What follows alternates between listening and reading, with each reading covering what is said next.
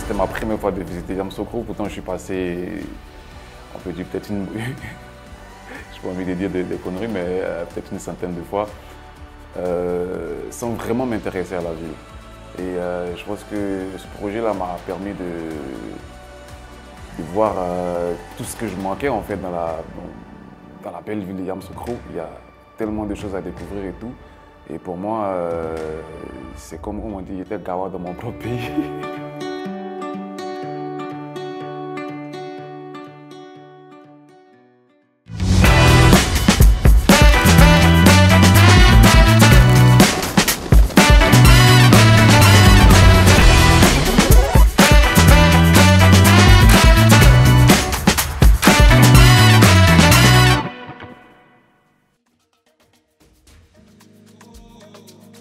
Serge Benoît a pu partager ses beaux moments sur ses réseaux sociaux grâce à la 4G d'Orange. Aujourd'hui, on va faire une activité sportive avec Serge. On est juste derrière l'hôtel Président et il y a un magnifique parcours de golf. Serge, le golf, ça te parle? À ton avis.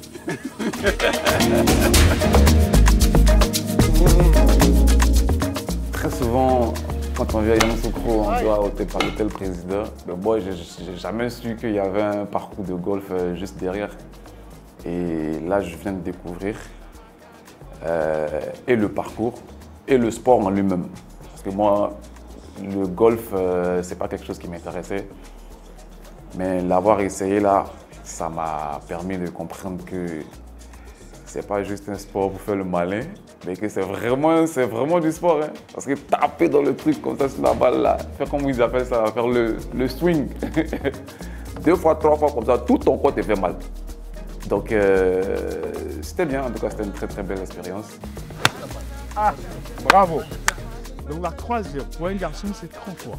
Tu vois, on pense que c'est facile, mais il faut beaucoup de concentration et surtout, il faut pouvoir être à l'aise et sur ses gestes et surtout pas crispé. Et une fois qu'on arrive à frapper, eh ben, on a envie de continuer et ça peut durer toute la journée. Mais c'est doux, hein. C'est chic. Bien. Et ça va à droite. Beaucoup mieux. Beaucoup mais toi, tu mieux. savais parler en haut. Ouais. Pour moi, c'est parti là. Moi, c'est parti quand t'as Ouais. Bon.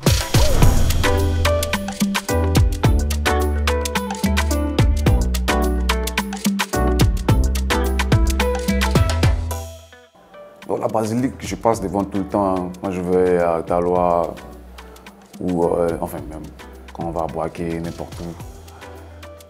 Mais j'avoue que vu de loin comme ça et puis à l'intérieur, c'est des choses très différentes. Parce que de loin, tu as l'impression que bon, on sait que c'est énorme, mais je calcule pas en fait que c'est pas juste énorme, c'est monstrueusement énorme le truc. Et moi, c'était ma première fois de rentrer dans la basilique. Mais j'étais encore plus étonné quand je suis rentré. Parce que bon, moi je suis dans la musique et je suis un peu, on va dire, je connais, bon, je suis un peu dans le son. Donc je me disais forcément, la basilique étant ronde à l'intérieur, on allait avoir de l'écho, tu vois. Mais j'étais agréablement surpris que les gars, ils avaient pensé à ça en fait, à tuer l'isolement. Enfin, le son est isolé, on peut se parler tranquillement, il n'y a aucune réverbération, il n'y a aucun écho dans la basilique. Et ça, c'était... Il fallait y penser, on était en quelle année quand ils ont fait ça. Et tu vois, même les vitraux, tout ça, comment les couleurs sont agencées. Non, mais c'est un travail d'artiste. Pardon, c'est un travail d'artiste. Et franchement, moi je félicite tous ceux qui ont travaillé sur ce projet. C'est vraiment impressionnant. Et je me rappelle enfin, je me rappelle de ce que le guide m'avait dit quand j'ai posé la question de savoir combien ça a coûté une telle réalisation. Il m'a dit que le président Houphouët, justement la question avait été déjà posée au président Houphouët, et il a dit que la paix n'avait pas de prix.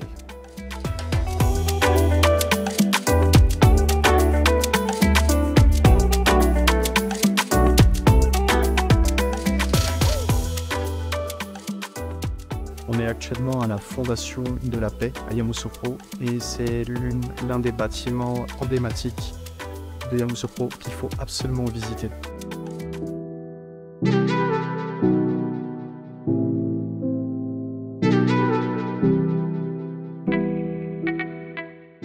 La visite de la Fondation de la Paix m'a fait davantage aimer le président Houphouët parce que ça se voit qu'il avait beaucoup d'intérêt à ce que la Côte d'Ivoire reste toujours en paix. Donc construire cette fondation, c'était vraiment un acte à saluer. Et concernant l'architecture et tout, vous connaissez, hein, le monsieur, il était dans des trucs toujours fous. Et j'ai été très surpris de savoir que le tout premier escalator d'Afrique de l'Ouest, c'était dans ce bâtiment-là. C'est-à-dire que le monsieur, il était d'un futur qu'on ne pouvait pas imaginer. C'est-à-dire que combien de temps après, tu rentres même le bâtiment encore nickel, parce que le matériel qui a été utilisé, enfin les matériaux qui ont été utilisés pour la construction sont top et c'est toujours bien entretenu. Ça rivalise même avec des salles même de nos jours, tu vois. Donc franchement, moi, c'est tout ce que me marque en fait dans l'architecture de ce bâtiment-là.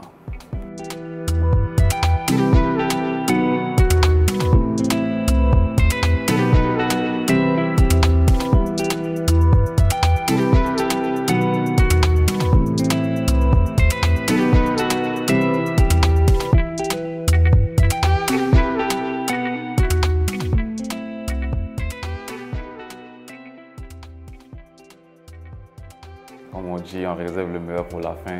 J'ai été très honoré par les villageois, tous les habitants du village de Pranois, à qui je passe le coucou. Ils étaient très jovial et tout.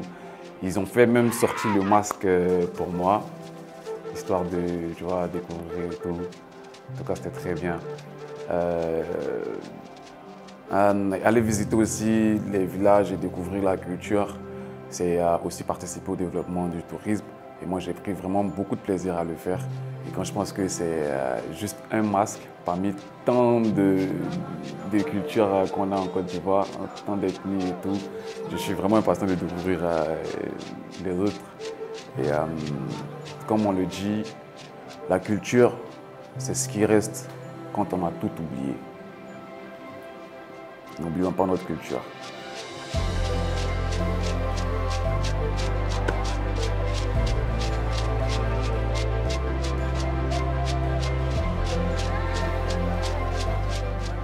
Merci à Orange Côte d'Ivoire qui m'a permis de découvrir mon pays.